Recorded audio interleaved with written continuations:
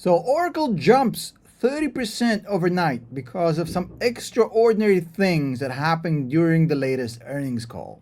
As you can see here on the screen, analysts were bamboozled. We are all kind of in shock. Nobody could have seen that coming. Nobody. Who could have known that this is about to happen? Well, look, number one, let's talk about what just happened. The excitement is mostly about the cloud of Oracle. It's not about any of the legacy businesses. It's about the new expected announced growth.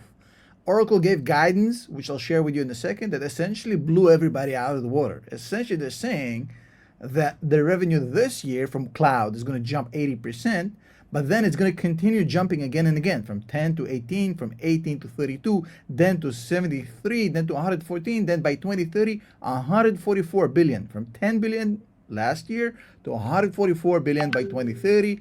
And this is all essentially what's exciting people. And my phone is not stopping with these DMs right now. Everybody's asking about Oracle. So that's why I'm making this video. So number one, who could have known? Well, us in the ROIC Academy. We have said that Oracle is a hyper growth stock, despite what everybody thought. Back in January 17, 2021, we added it to our top stocks list. It's a very limited list of just 20 something stocks. Oracle was on that list since 2021, about 418% ago. But essentially, this was eons ago, and again, this is the value of being in the community for years and years and years. You get exposed to things like this. By the way, the top stocks list actually coming out for September in about 24 hours, and I'm adding a new stock that you haven't heard about anywhere that's going to basically make a very similar splash, in my opinion, in a few years, but that's for a different video. Now, I've actually taken my time with the Academy in June, 3 months ago, saying, look, Oracle is about to explode. Lecture number 54 in the Academy, June, I said, look, this stock is about to go off, even more than it happened so far. This was in June of 2025, June 16th. The stock went up 51% since then in 3 months. And then at the end, after the initial announcement that we made a few years ago, after the Academy got it first, I, of course, also made a public video on YouTube, because eventually everything in the Academy actually flows back to YouTube, but very, very late. This came out on July 8th, 2 months ago, ahead of the market, of course, but not ahead of my students. And about 2 months ago, I said, look, Oracle is the next big AI stock that nobody's talking about. That's literally the title of the video. 200,000 people watched that video, and good for them. The stock is up 36% in 2 months since, which is pretty awesome. And again, nothing to say, hey, it's really not good. But again, you saw the value chain. Academy for years, Academy members currently, and then YouTube at the end. And I invite you to join the Academy. Patreon.com/TomNash. You get a 1 weekly lecture, which I do for the Academy members. 1 office hour session, both live, I'll do for you. We have more than 60 archive lectures which you can watch. The Discord community, which I think is really the best in the business.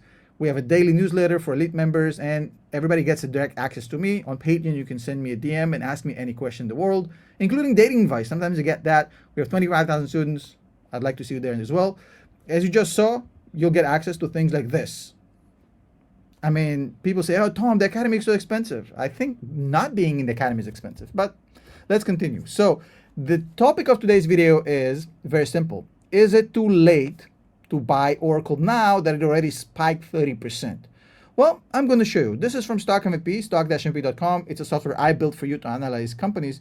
And this is why I love this stock, because essentially what you can see here is, and I put the highlights in the specific places, is that you can see that even before this announcement, you kind of could see where it's creeping up from, right? You could see it's a great fundamental run business. The revenue growth wasn't amazing, but it was growing 8 times faster than the expenses, right? You can see that on the screen. You could also see here that as far as net income and all this stuff, it's a wonderful business, and the net income is a lot higher than the revenue growth, like double, which is a sign of great business. But what you could see here at 21.2 billion is that CapEx expenses actually flew out of the stratosphere. You know, if you focus on the right-hand side here, all of a sudden CapEx, capital expenditures, went up crazy. What happened? Well, that usually happens when a company is about to launch something new, when something new is about to happen. And again, if you have Stock MVP, you can see it in real time. Also, a few other indicators that we saw. Again, great fundamental business, 31% margin, and a PE that's actually dropping from 54 to 33. It's actually going to go up now with a price increase. But again, a 50 PE for a business that's about to get into cloud. But also on Stock MVP, what you could have seen is below the blue line basically shows you insider buying, and the red line shows you insider selling. So not a lot of companies where you have more insider buying than insider selling over the past 3 months. So it has 3 months, 6 months, 9 months in the year. All of a sudden, insiders were buying. Again, you could have seen that in Stock MVP, and you could have kind of guesstimated what's about to happen. But the reason we thought that this is, this is going to happen, and I'll get to whether it's too late, in my opinion, is that simply said, I think that people kind of mistake Oracle for just a database provider. That's no longer the case, and they literally told you that in the last earnings call, right? We have a vertically integrated cloud provider with a mass of existing clients. Some of the world's biggest companies are working with Oracle. And they essentially created a cheat code, right? So they have existing clients that anybody would love to have, who are already locked into the old way of being on the database, the old way of being in business, the old systems. And all they want is to get on the cloud within the parameters of the old system. And that's what Oracle essentially provides. All the old school clients, the banks, the healthcare providers, the utility companies, the construction, the infrastructure, they just want a smooth transition, regulatory compliance, no issues, and that's what Oracle gives them. And I think that 2023 TikTok deal was just a canary in the coal mine, and I think it was just the start. And obviously now we're seeing that happening. I don't think Oracle is no longer the number 4 ignored afterthought in the cloud business anymore. And I think now people are starting to see that. Again, we knew it in 2021. We knew this 3 months ago. We knew this 2 months ago, right? We have mass amounts of massive companies who are not on the cloud yet. And Oracle is going to get the vast majority of them. I think the total addressable market for this is insane. We're talking about a $2 trillion market by the end of the decade, with a massive flywheel effect happening with AI essentially going out of the stratosphere, and all this AI uses that's being developed require more data centers. Then more data centers created, which makes AI development a lot easier. That creates more AI developments, which creates more need for data centers. I think that the cloud market is absolutely just in the diapers. And I think that Oracle has a position here which is very, very hard to ignore, because as you see the total addressable market growing, and Oracle is trying to essentially get into this and grabbing market share, and I think it's absolutely mispriced, and that's why we loved it years ago and months ago, especially with the NVIDIA partnership. Every single NVIDIA chip, essentially, that is in the Oracle's cloud is what makes it elite.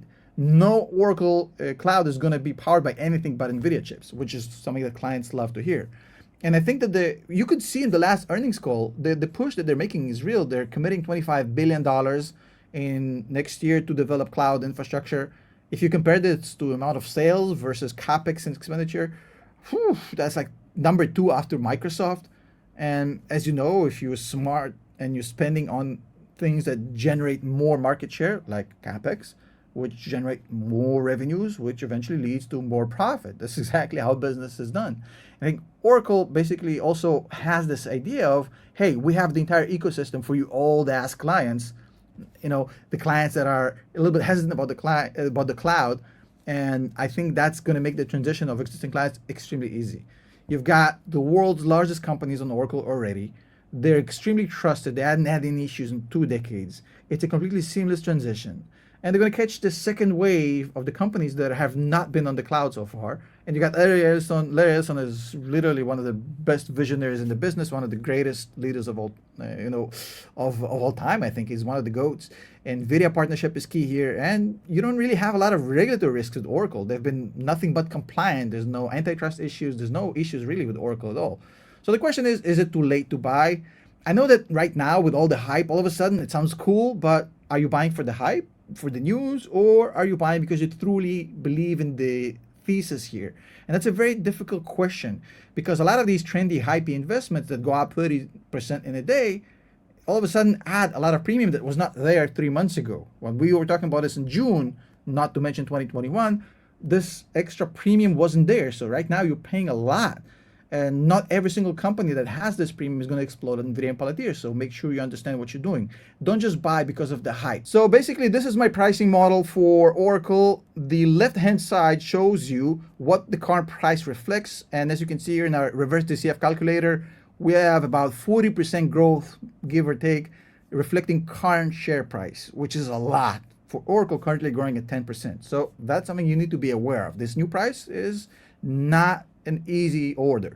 Number two, on the right hand side, we have the 5-year pricing models here. The bear case is 240, the medium case is 455, and then the top case is 669, essentially showing you what Oracle can be in 5 years. Again, both on stock FVP, both you can use and you can apply and try for yourself. So number one, before you go, consider joining the Academy. I would love to have you there. We have a 30-day money-back guarantee for anybody who's not happy with the Academy. Try it out, no risk to you, and become a part of our 25,000 member community. Number two, get stock MVP at stock-mvp.com. Do all of this for yourself, the modeling, all the analysis. It's very, very easy. Again, you have a week to try it for free, and then you can see if it's good for you or not.